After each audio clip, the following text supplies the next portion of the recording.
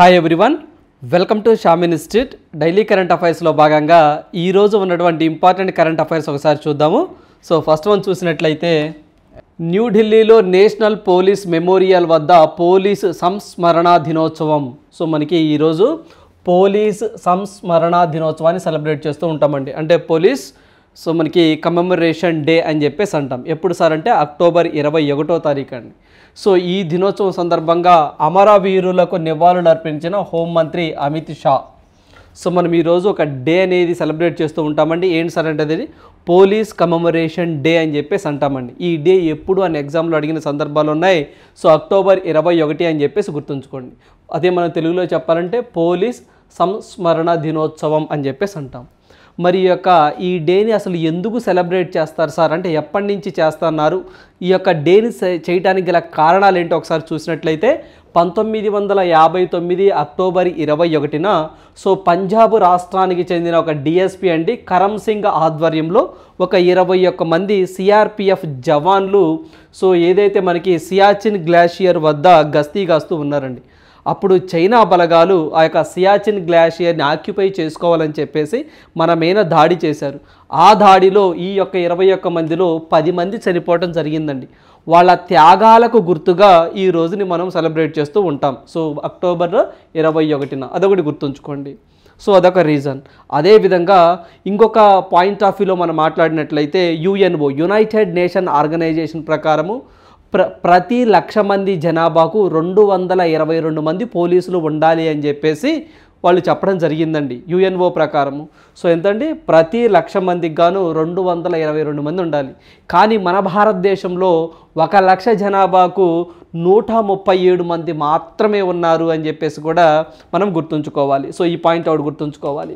అదేవిధంగా ఏదైతే మన భారతదేశంలో పోలీసులకు సంబంధించినటువంటి ఏవైతే కొన్ని ఇనిషియేటివ్స్ ఉంటాయో రిఫార్మ్స్ ఉంటాయో కొన్ని కమిటీలు వేయటం జరిగిందండి.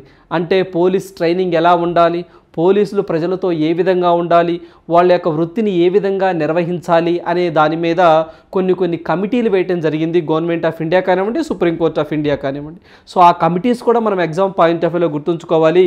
మానవ ప్రవర్తనను అర్థం చేసుకోవటం, సేవాభావంతో విధులు నిర్వర్తించేలా పోలీసులకు శిక్షణ ఇవ్వాలి అని చెప్పేసి మనకి గోరే కమిటీ అండి. సో చాలా ఇంపార్టెంట్. పోలీసులకు సంబంధించిన సంస్కరణ మీద వేసిన కమిటీల్లో గోరే కమిటీ చాలా ఇంపార్టెంట్ అండి. 1971-73 ఆ టైంలో ఈ కమిటీ అనేది కొన్ని రికమెండేషన్ చేయడం జరిగింది. అదేవిధంగా రెబీరో కమిటీ అని చెప్పేసి ఒక కమిటీ ఉంటుందండి. 1998, 1999లో ఇవి కమిటీని సబ్మిట్ చేయడం జరిగింది, వాళ్ళ యొక్క రిపోర్ట్ని సబ్మిట్ చేయడం జరిగింది. అదేవిధంగా Supreme Court of India Padmanabhaiah committee అని చెప్పేసి 2000లో కూడా ఒకటి వేయడం జరిగిందండి. ఇది కూడా వాళ్ళ రిపోర్ట్ని ఇవ్వడం జరిగింది. సో ఈ 3 కమిటీస్ కూడా ఏదైతే పోలీసు శిక్షణకు సంబంధించి రూల్స్ అండ్ రెగ్యులేషన్స్ ఎలా ఉండాలి, ఎటువంటి సంస్కరణలు తీసుకురావాలి పోలీసు వ్యవస్థలో అని చెప్పేసి కమిటీలు వేయటం జరిగింది. సో ఈ 3 కమిటీస్ కూడా మనం గుర్తుంచుకోవాలి. సో వన్స్ ఒకటేసరికి Gore committee 1971-73, Ribeiro committee 1998-99, Padmanabhaiah committee so 2000. So ఇవి కూడా మనం గుర్తుంచుకోవాలి. అంటే ఇప్పుడు మనం ఓవరాల్గా చూడండి. సో ఆ డేని కవర్ చేశాము. ఆ డేతో పాటుగా ఆ డేని సెలబ్రేట్ చేసుకోవడానికి గల కారణాలను మనం డిస్కస్ చేశాము. అదేవిధంగా యుఎన్ఓ స్టాండ్ తీసుకున్నాము పోలీసుల వైఖరిపై. ఆ తర్వాత మన భారతదేశంలో ఎటువంటి కమిటీస్ వేశారు ఈ యొక్క పోలీస్ సంస్కరణలో అని చెప్పేసి కూడా మనం ఇక్కడ కవర్ చేయడం జరిగిందండి. సో ఇంత కాన్సెప్ట్ ఎలాబరేట్గా చదువుకున్నప్పుడు సో నీకు స్టాటిక్ పార్ట్లో కూడా జనరల్ స్టడీస్ పాయింట్ ఆఫ్ వ్యూలో కూడా ఇవన్నీ కూడా మనకి రానున్న పోటీ పరీక్షల్లో ఉపయోగపడతాయి. సో ఒక డే మాత్రమే కాదండి ఇక్కడ మనము డిస్కస్ చేసింది. సో చూడండి యుఎన్ఓ లెక్కల ప్రకారం ప్రతి 1,00,000 జనాభాకు ఎంతమంది పోలీసులు ఉంటే అది బాగుంటుందని చెప్పేసి యుఎన్ఓ వాళ్ళు చెప్పారు అంటే 222 మంది కావాలండి ఖచ్చితంగా వాళ్ళ లెక్కల ప్రకారం. అప్పుడే లా అండ్ ఆర్డర్ కరెక్ట్గా మెయింటైన్ అవుతుంది, ఎటువంటి హింసకు తావుండదు అని చెప్పేసి యుఎన్ఓ వాళ్ళు చెప్పడం జరిగింది.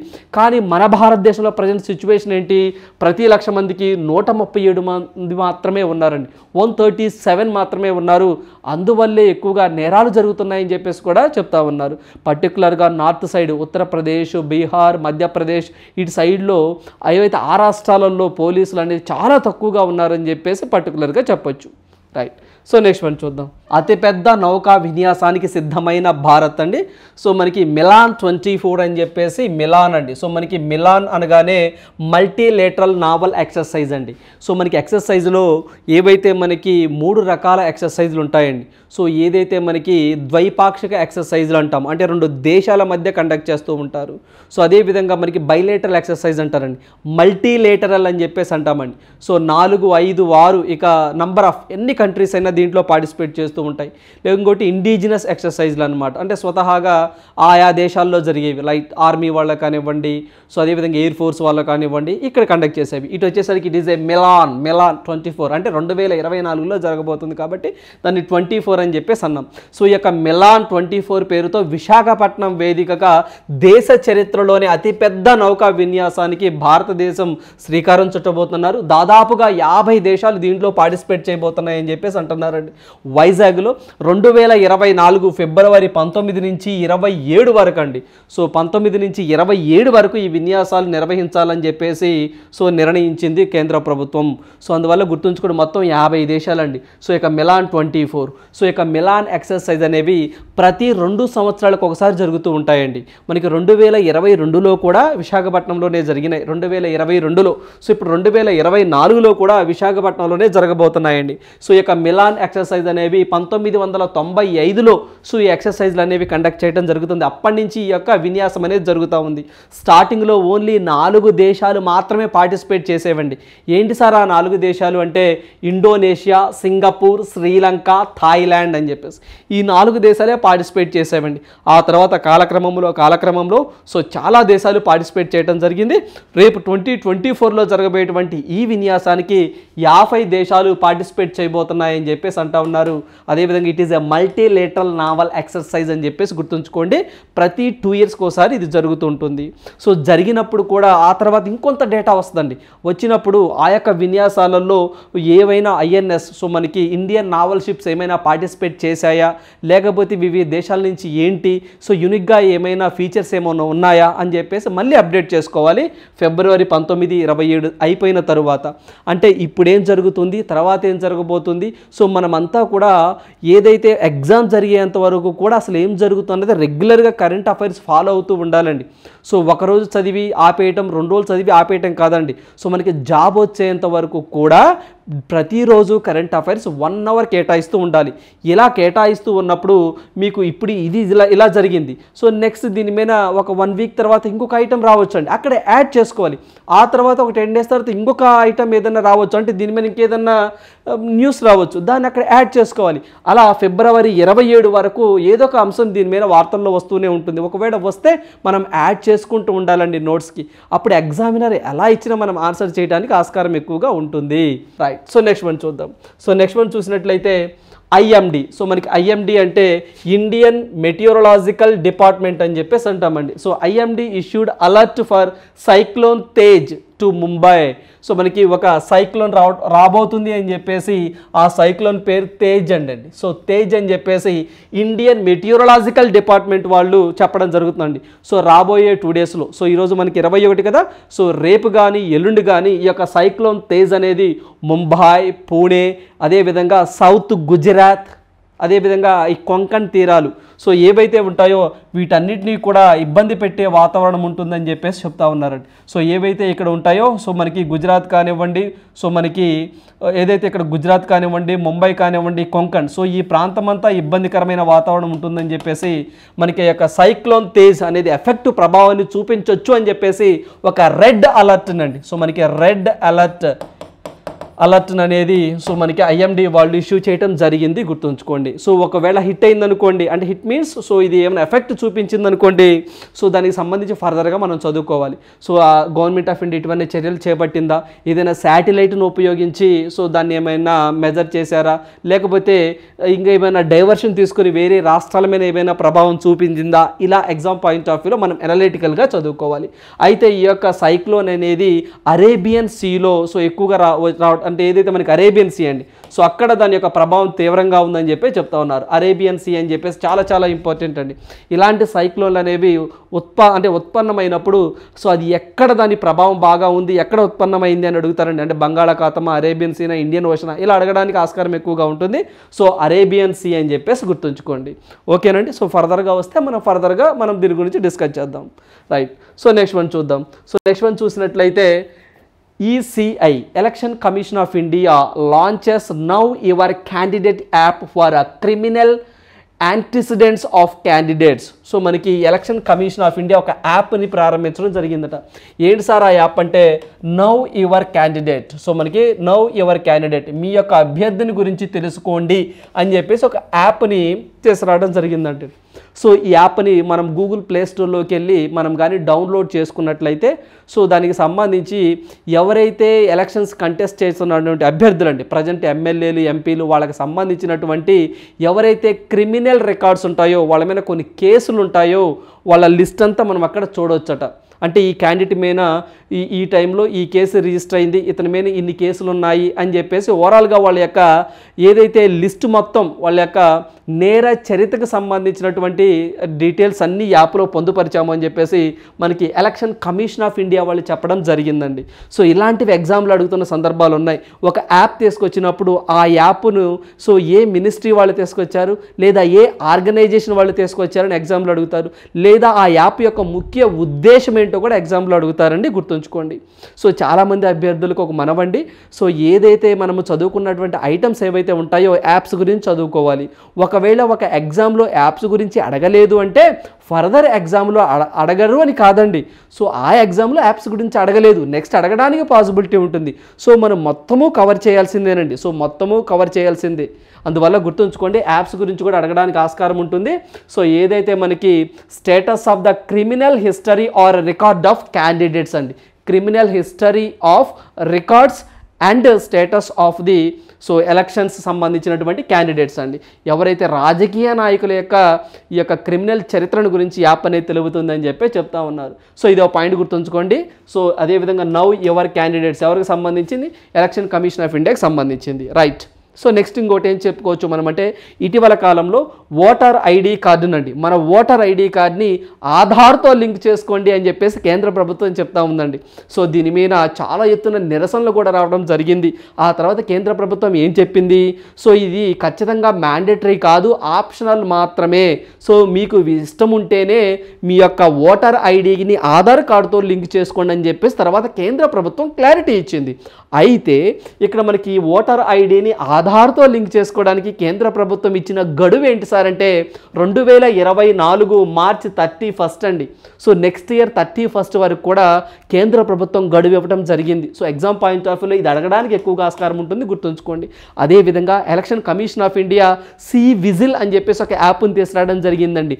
ఏంటి సార్ ఈ CVIGIL అంటే ఏదైతే మనకు పోలింగ్ బూత్ దగ్గర రిగ్గింగ్లు జరిగినా, లేకపోతే ఇల్లీగల్ యాక్టివిటీస్ జరిగినా, సో ఏమైనా ఇబ్బందికరమైన వాతావరణం ఉన్నా, సో ఏదైతే అక్కడ ఫొటోస్ తీసి మనం అక్కడ ఉన్న వాతావరణాన్ని యొక్క CVIGILలో అప్లోడ్ చేయొచ్చండి. సో దానిని ఎలక్షన్ కమిషన్ ఆఫ్ ఇండియా తీసుకొని సో వాళ్ళ మీద కేసులు పెట్టడం జరుగుతూ ఉంది. అందువల్ల ఈ యొక్క CVIGIL అనే ఒక యాప్ కూడా ఎలక్షన్ కమిషన్ ఆఫ్ ఇండియాకి సంబంధించింది. అదేవిధంగా సాక్ష్యం పోర్టల్ అని చెప్పేసి రీసెంట్గా మనకి కర్ణాటక ఎలక్షన్లు జరిగినాయండి. సాక్ష్యం పోర్టల్ అని చెప్పేసి అది కూడా అంతేనండి, సాక్ష్యం యాప్ అని కూడా అనొచ్చు. ఈ యొక్క యాప్ను కూడా ఎలక్షన్ కమిషన్ ఆఫ్ ఇండియా తీసుకురావడం జరిగింది. ఎందుకు సార్ ఈ యాప్ని తీసుకురావడం జరిగిందంటే ఎవరైతే 80+ అండి, అంటే 80+ ఇయర్స్ ఉంటాయో, లైక్ వృద్ధులు కానివ్వండి, ఓల్డర్ పర్సన్స్ కానివ్వండి, వికలాంగులు, పర్సన్ విత్ డిజేబిలిటీస్ పర్సన్స్ కానివ్వండి, సో ఇలాంటి వారు పోలింగ్ బూత్కి వచ్చి ఓటు వేయలేని పరిస్థితి అండి. సో అలా కాకుండా ఈ యొక్క సాక్ష్యం పోర్టల్లోనే వాళ్ళ యొక్క ఓట్లకు సంబంధించిన వివరాలు, పోలింగ్ బూత్ అన్నీ నమోదు చేసుకుంటే సో ఆ ఎలక్షన్కి సంబంధించినటువంటి వ్యక్తులు వాళ్ళ ఇంటి దగ్గరికి వెళ్ళి ఓటింగ్ చేసే ప్రక్రియ. సో అంటే ఓవరాల్గా మనం ఇంటి దగ్గర నుంచే ఓటు వేయడానికి సౌకర్యం కల్పించింది election commission of India. So A portal ద్వారా అంటే సాక్ష్యం పోర్టల్ అని చెప్పేసి గుర్తుంచుకోండి.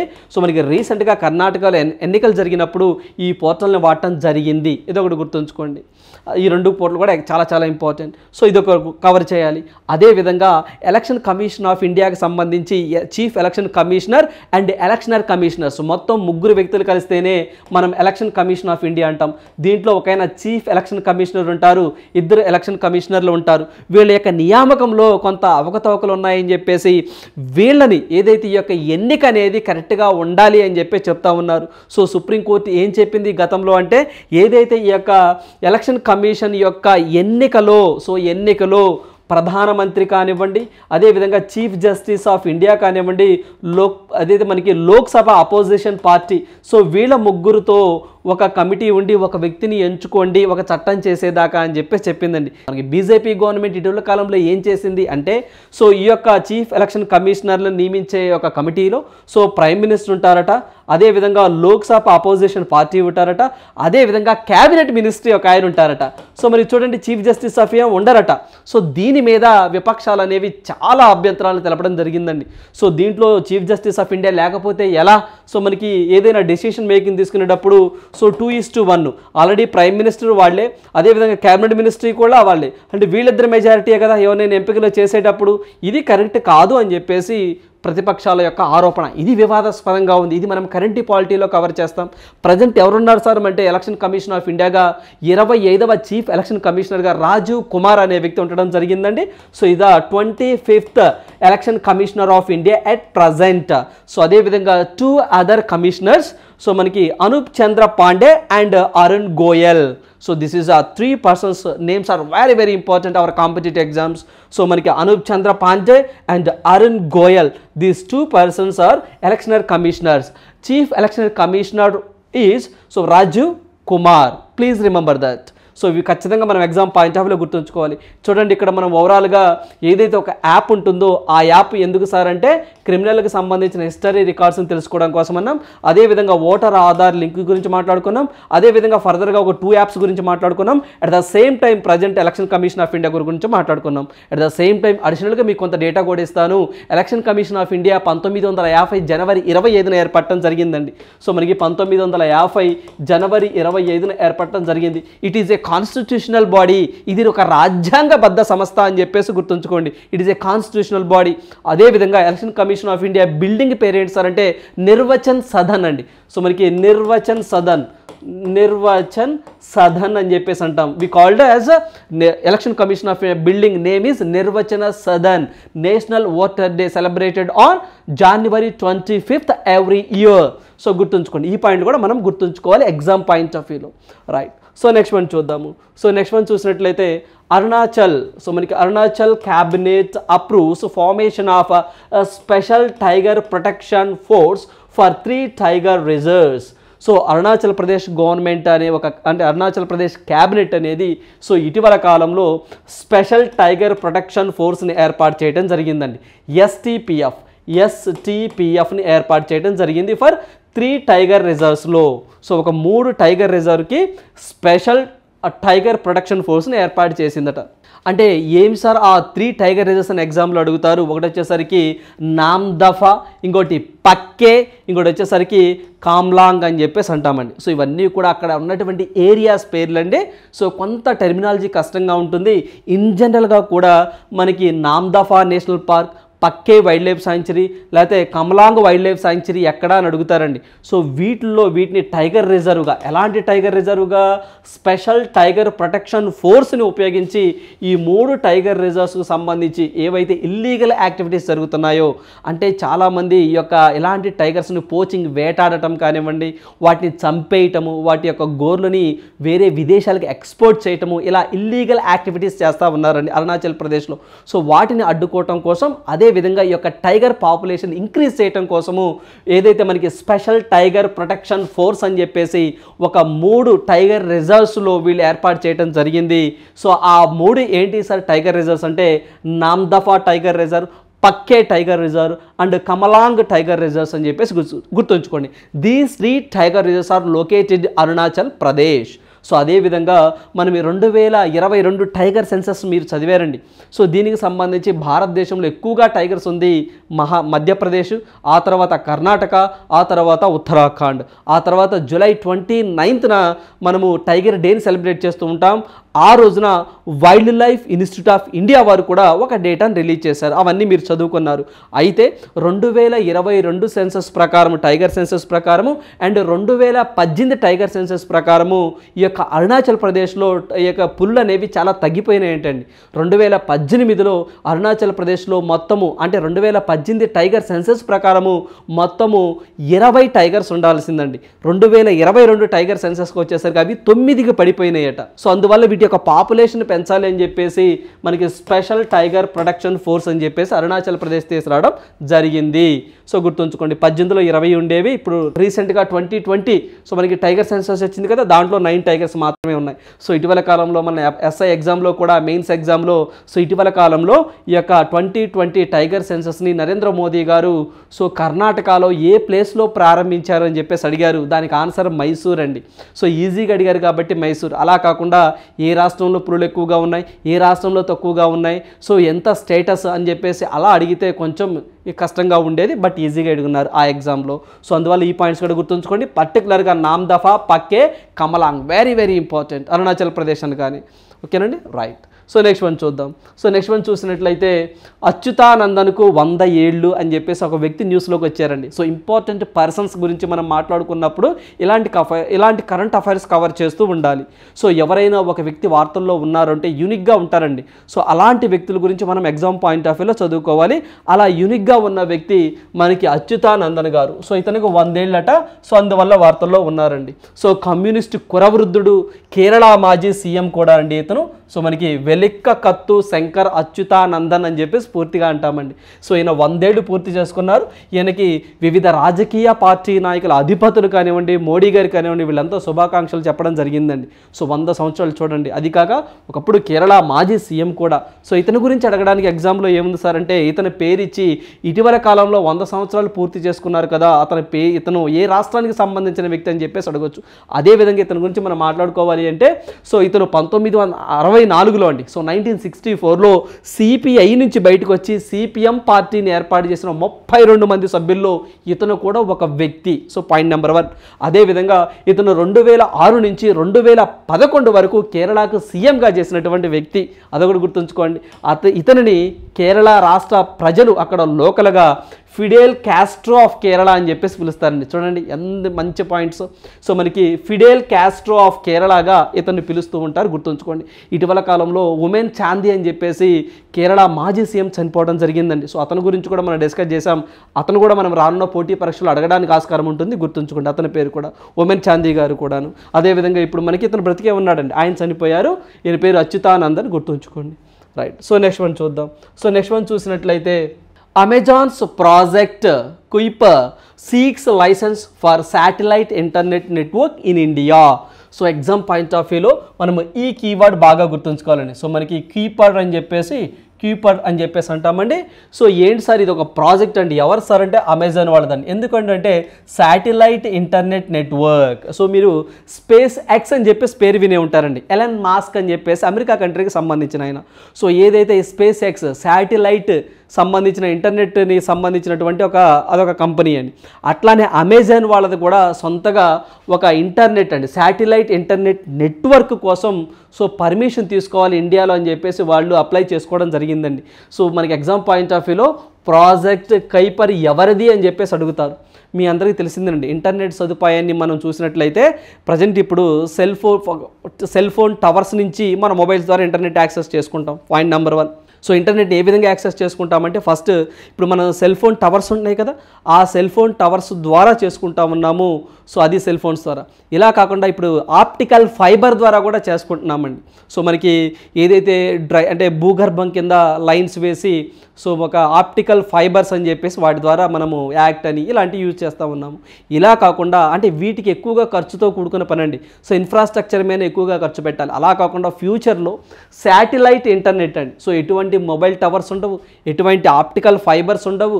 సింపుల్గా అక్కడ మనకి అంతరిక్షంలో ఒక శాటిలైట్ ఉంటుంది, ఇక్కడ కింద భూమి మీద దానికి సంబంధించి సిగ్నల్ తీసుకొచ్చి ఒక స్టేషన్ ఉంటుందండి. సో అక్కడి నుంచి మన ఇళ్ళకి మన మొబైల్స్కి రావడం జరుగుతుంది. సో ఫ్యూచర్లో రాబోతుందండి. సో దీని మీద కొన్ని ప్రైవేట్ సంస్థలకు కూడా అక్కడ గవర్నమెంట్స్ అనేవి లైసెన్స్ ఇవ్వడం జరిగింది. ఇలా మన భారతదేశంలో అమెజాన్ వాళ్ళు చేపడుతున్న ప్రాజెక్ట్ కైపర్కి so government of India license ఇవ్వడం జరిగింది. గుర్తుంచుకోండి. ఏంటి సార్ ఆ యొక్క వీటి రెండింటి పేరు ఏంటి సార్ అంటే, ఈ యొక్క శాటిలైట్స్ పేరు ఏంటి సార్ అంటే, సో ప్రోటోటైప్ శాటిలైట్స్ అండి ఇవన్నీ. సో మనకి కైపర్ శాట్ 1 అండి, అదేవిధంగా కైపర్ శాట్ 2 అని చెప్పేసి ఈ రెండు కూడా శాటిలైట్స్ అమెజాన్ వాళ్ళు ప్రజెంట్ వర్కింగ్ చేస్తూ ఉన్నారండి, దీని మీద వర్కౌట్ చేస్తూ ఉన్నారు. గుర్తుంచుకోండి. సో ఈ టర్మ్ గుర్తుంచుకోండి, ఎవరిది అని అడుగుతారు. ఫర్దర్గా లైసెన్స్కి అప్లై చేశారండి. సో మళ్ళీ న్యూస్లో వచ్చిందనుకోండి ఏం జరిగింది, ఇచ్చారా లేదా ఏంటా అని చెప్పేసి మళ్ళీ మనం ఫర్దర్గా అప్డేటెడ్గా ఉండాలి. సో నెక్స్ట్ వన్ చూద్దాం. సో నెక్స్ట్ వన్ చూసినట్లయితే మధుమేహ నియంత్రణకు తోడ్పడే చౌకైన సాధనం అని చెప్పేసి అంటున్నారండి. సో మనకి ఏదైతే షుగర్ వ్యాధి అని చెప్పేసి అంటామో దీని యొక్క నియంత్రణకు తోడ్పడే చౌకైన ఏదైతే మనకి ఒక సాధనం అండి. సో మనకి ఏదో ఒక ఇన్స్ట్రుమెంట్ తీసుకురావడం జరిగింది. ఎవరు సార్ అంటే సో ఐఐటి గువాహటి అండి. సో ఐఐటి గువాహటి శాస్త్రవేత్తలు ఈ పరికరాన్ని తయారు చేశారట. సో ఏంటంటే అది ఆహార పదార్థాల గ్లైసెమిక్ ఇండెక్స్ అని చెప్పేసి అంటామండి. జిఐ అని షార్ట్ ఫామ్లో అంటాం. సో జిఐ అంటే జియోగ్రాఫికల్ ఇండికేషన్ అనుకునేది, అది వేరండి. సో అది భౌగోళిక సూచి. ఇదేంటి సార్ అంటే గ్లైసెమిక్ ఇండెక్స్ అని చెప్పేసి అంటాం. సో దీన్ని గుర్తించేందుకు ఒక డివైస్ని ఐఐటి గువాహతి సంబంధించిన శాస్త్రవేత్తలు కనుగొన్నారు. సో అయితే ఈ పరికరం చాలా చిన్నగా కూడా ఉంటుందంటున్నారు. 5 నిమిషాల్లోనే ఫలితాలను అందిస్తుందట. అంటే ఏం చేస్తుంది సార్ అంటే సో ఏ ఆహార పదార్థాలలో ఎంత గ్లూకోజ్ ఉంది, అదేవిధంగా ఆ ఆహారం తీసుకున్న తరువాత మన రక్తంలో చక్కెర స్థాయిలు ఏ విధంగా ఉన్నాయి, సో ఏ ఐటమ్స్ తినొచ్చు ఏ ఐటమ్స్ తినకూడదు దాన్ని బట్టి తెలిసిపోతుందంటండి. సో అందువల్ల ఈ డివైస్ని వీళ్ళు తీసుకొచ్చింది ఎవరు అంటే ఐఐటి గువాహటి. గుర్తుంచుకోండి. రక్తంలో చక్కెర స్థాయిలపై ఎలా ప్రభావం పడుతుందన్నది గుర్తించవచ్చు అనమాట. అంటే దాంట్లో ఆహార పదార్థాలలో ఈ యొక్క గ్లైసెమిక్ ఇండెక్స్ను గుర్తిస్తారు. అంటే ఈ ఆహార పదార్థాల్లో ఎంత ఉంది అంత ఉంది, ఇన్ని కార్బోహైడ్రేట్స్ ఉన్నాయి, అన్ని ఉన్నాయి ఇన్ని ఉన్నాయి అని చెప్పేసి సో వితిన్ 5 మినిట్స్లోనే ఇది రిజల్ట్ చూపిస్తుందంట. సో అలాంటి డివైస్ను కనుగొన్నారు. సో ఇక్కడ మనకి కీవర్డ్ ఏంటి సార్ అంటే సో మనకి ఇదిగోండి, ఇది గ్లైసెమిక్ ఇండెక్స్ను గుర్తించేందుకు సహాయపడే ఒక చౌకైన సాధనాన్ని ఇటీవల ఏ శాస్త్రవేత్తలు ఫైండ్ అవుట్ చేశారు కనుగొన్నారు అని చెప్పేసి అడుగుతారు. గుర్తుంచుకోండి. పర్టికులర్గా ఏదైతే ఈ యొక్క షుగర్ వ్యాధిని నియంత్రణ చేయడానికి అని చెప్పేసి గుర్తుంచుకోండి. రైట్. సో మనం నెక్స్ట్ వన్ చూద్దామండి. సో నెక్స్ట్ వన్ చూసినట్లయితే ఆర్ఈసి అని చెప్పేసి అంటామండి. సో ఆర్ఈసి మరోసారి వార్తల్లోకి రావడం జరిగింది. ఏంటి సార్ ఈ యొక్క ఆర్ఈసి అంటే రూరల్ ఎలక్ట్రిఫికేషన్ కార్పొరేషన్ అని చెప్పేసి అంటామండి. రూరల్ ఎలక్ట్రిఫికేషన్ కార్పొరేషన్ అని చెప్పేసి అంటాం. సో ఇది ఏదైతే ఆర్ఈసి ఉంటుందో దీనికి గోల్డెన్ పికాక్ అవార్డు రావడం జరిగిందట. సో దే కేటగిరీలో రిస్క్ మేనేజ్మెంట్ కేటగిరీలో రావడం జరిగిందని చెప్పి చెప్తున్నారండి. మరి యొక్క ఆర్ఈసి అసలు ఏంటి సార్, ఆర్ఈసి ఏం చేస్తుంది సార్ అంటే ఏదైతే మన భారతదేశంలో ఈ యొక్క ఇన్ఫ్రాస్ట్రక్చర్లో పెట్టుబడులు పెడుతూ ఉంటుంది. ఏ ఇన్ఫ్రాస్ట్రక్చర్లో సో ఏదైతే మనకి పవర్కి సంబంధించిందండి. సో మనకి పవర్ మీన్స్ కరెంట్కి సంబంధించినటువంటి కొన్ని సంస్థలకి ఇది అప్పులు ఇస్తూ ఉంటుంది. It is A public sector undertaking అండి. ఇది కేంద్ర ప్రభుత్వానికి సంబంధించినటువంటి ఒక సంస్థ. రీసెంట్గా దీనికి మహారత్న హోదా కూడా ఇవ్వడం జరిగిందండి. సో మహారత్న హోదా ఇవ్వడం కూడా దీనికి జరిగింది. సో ఇది ఏ మినిస్ట్రీ కింద పనిచేస్తుంది సార్ అంటే మినిస్ట్రీ ఆఫ్ పవర్ అండి. సో మనకి మినిస్ట్రీ ఆఫ్ పవర్ కింద ఇది పనిచేస్తూ ఉంటుంది. సో ఏదైతే మన భారతదేశంలో విద్యుత్తు లేనటువంటి గ్రామాలు ఏవైతే ఉంటాయో ఈ గ్రామాలకి సౌభాగ్య అనే స్కీమ్ ద్వారా విద్యుత్ సదుపాయాన్ని కల్పించారండి. మరి ఆ యొక్క స్కీమ్కి డబ్బులు ఫండింగ్ అవసరమవుతుంది కదా. ఆ ఫండింగ్ ఇచ్చేది ఎవరు సార్ అంటే నోడల్ ఏజెన్సీగా ఆర్ఈసి వారేనండి. రూరల్ ఎలక్ట్రిఫికేషన్ కార్పొరేషన్ వారే. సో దీనికి రీసెంట్గా మహారత్న హోదా ఇవ్వడం జరిగింది. సో ఇదొక పాయింట్. మరి ఇది ఎందుకు వార్తల్లోకి వచ్చిందంటే గోల్డెన్ పికాక్ అవార్డు రావడం జరిగిందట. ఏంటి సార్ ఈ గోల్డెన్ పికాక్ అవార్డు అంటే మళ్ళీ చూస్తే institute of the directors in India అని చెప్పేసి సో దీన్ని వీళ్ళు ఇస్తారండి. Institute of directors in India అని చెప్పేసి 1991 నుంచి ఈ అవార్డు ఇస్తూ ఉన్నారు. సో ఈ అవార్డుని లండన్లో బహుకరిస్తూ ఉంటారు. గుర్తుంచుకోండి. లండన్లో ఒక కార్యక్రమం జరుగుతూ ఉంటుంది. ఏవైతే కార్పొరేట్స్ ఉంటాయో అవి వాటి యొక్క పనితీరు ఆధారంగా చేసుకొని ఈ యొక్క అవార్డ్స్ ఇస్తూ ఉంటారు. Institute of directors in India వాళ్ళు ఈ యొక్క అవార్డ్స్ని ప్రజెంట్ చేస్తూ ఉంటారు. ఓకేనండి. అదేవిధంగా ఇక్కడ మనకు ఆర్ఈసీ అన్నాం కాబట్టి దీన్ని 1969లో ఏర్పాటు చేయడం జరిగింది. దీని యొక్క హెడ్ క్వార్టర్ అనేది మనకి ఢిల్లీలో ఉంటుంది. Present REC chairman and managing డైరెక్టర్గా ఎవరున్నారు సార్ అంటే వివేక్ కుమార్ దేవ్గన్ అని చెప్పేసి అతను ఉండడం జరిగింది. సో గుర్తుంచుకోండి, ఎగ్జామ్ పాయింట్ ఆఫ్ వ్యూలో ఇలాంటివి ఎక్కువగా అడగడానికి ఆస్కారం ఎక్కువగా ఉంటుందండి. సో అది కాకుండా ఇది ఏ మినిస్ట్రీ కింద పనిచేస్తున్న ఆర్ఈసీ చాలా చాలా important, ministry of power. Right. So next one చూద్దాం. క్వశ్చన్ ఫర్ యూ, ఈ ప్రశ్న మీకోసమే. సో ఇది మనం చూసినట్లయితే prime minister Narendra Modi has inaugurated the which edition of the global maritime India summit 2023. So Narendra Modi garu so ఇటీవల కాలంలో సో ఎన్నవ ఎడిషన్ ఈ యొక్క గ్లోబల్ మ్యారిటైమ్ ఇండియా సమిటీని ప్రారంభించడం జరిగిందండి. సో దీన్ని ప్రారంభించడం జరిగింది 3 days జరిగిందండి. అయితే మనకి ముంబైలో జరిగిందండి. అయితే ఎన్నవ ఎడిషన్ అని చెప్పేసి అంటున్నారు. This is the 3rd edition అండి. So this is the 3rd edition అని చెప్పేసి గుర్తుంచుకోండి. సో ఫస్ట్ది మనకి ముంబైలోనే జరిగింది, సెకండ్ది వర్చువల్గా జరిగింది, మూడోది మన రీసెంట్గా ముంబైలో నరేంద్ర మోదీ గారు ప్రారంభించడం జరిగింది. రైట్. సో ఇవ్వండి ఈరోజు ఉన్నటువంటి ఇంపార్టెంట్ కరెంట్ అఫైర్స్. సో ప్రతి ఒక్క అభ్యర్థి కూడా అండి, సో ఎవరైతే మనకి కానిస్టేబుల్స్కి ప్రిపేర్ అవుతున్న అభ్యర్థులు, మెయిన్స్కి ప్రిపేర్ అవుతున్న అభ్యర్థులు ఎవరైతే ఉన్నారో సో ఈ టాపిక్ ఆ టాపిక్ అని కాకుండా ఓవరాల్గా అన్ని టాపిక్స్ని కవర్ చేయాలండి. అంటే ఫర్ ఎగ్జాంపుల్ మనము సో నరేంద్ర మోదీ గారి పర్యటనలను, లేకపోతేనేమో కొన్ని తుఫాన్లను, లేకపోతేనేమో మరణించిన వ్యక్తులను కొన్ని సెలెక్టెడ్గా చదువుకుంటాం. ఒకవేళ ఎగ్జామ్లో ఆ టాపిక్ నుంచి బిట్టు రాకుండా వేరే టాపిక్ వచ్చిందనుకోండి ఇబ్బంది పడతాం. అందువల్ల సో ఆ టాపిక్ ఈ టాపిక్ అని లేదండి, మ్యాక్సిమం మనం ఎంతవరకు కవర్ చేయాలో అన్ని టాపిక్స్ని కవర్ చేయాలండి. సో న్యూస్లో వచ్చినటువంటి అంటే కొంత గెస్సింగ్ ఉంటుందండి. సో అన్నీ కాకపోయినా సో మ్యాక్సిమం మీకు గుర్తుంచుకోవడానికి ప్రయత్నం చేస్తూ ఉండండి. సో మనకి కాంపిటేటివ్ ఎగ్జామ్లో మీరు చూసారండి ఎస్ఐ మెయిన్స్కి కూడా ఏవైతే మన మెటీరియల్ నుంచి 44 current affairs, pure current affairs గాను 38 బిట్స్ కూడా మీకు వీడియో రూపంలో అందించడం జరుగుతుందండి. సో ఇవన్నీ ఉన్నాయి, ఈ మెటీరియల్లో ఉన్నాయని చెప్పేసి మీరు ఫైండ్ అవుట్ చేయాలండి. సో అంటే ఎప్పుడు ఫైండ్ అవుట్ చేస్తాం? ప్రతిరోజు మనం పీడిఎఫ్ చదివి, ప్రతిరోజు కరెంట్ అఫైర్స్ ఫాలో అయ్యి, ప్రతిరోజు మనము కరెంట్ అఫైర్స్ అప్డేట్లో ఉంటే అప్పుడు మనము ఐడెంటిఫై చేస్తామండి. ఈ ప్రాసెస్ కాకుండా ఎగ్జామ్కి ఒక 10 days ముందు లేకపోతే ఎగ్జామ్కి 1 week ముందు ప్రిపేర్ అవుతామంటే ఏదైనా ఒక బుక్ తీసుకునంటే కొంచెం ఇబ్బందికరంగా ఉంటుందండి, మార్క్స్ చాలా తక్కువ వస్తాయి. అలా కాకుండా మనం ఏదైతే ఎగ్జామ్స్కి ప్రిపేర్ అవుతున్నామో దాన్ని దృష్టిలో పెట్టుకొని మనం రెగ్యులర్గా 1 hour కరెంట్ అఫైర్స్ చదవాలి. అలా చదివితే ఏ ఎగ్జామ్లో అయినా మనము కరెంట్ అఫైర్స్ నుంచి ఎక్కువ మార్కులు తెచ్చుకోవడానికి ఆస్కారం ఉంటుంది. ప్లీజ్ ప్రతిరోజు కూడా 1 hour కరెంట్ అఫైర్స్ కేటాయించండి. So thank you, all the best.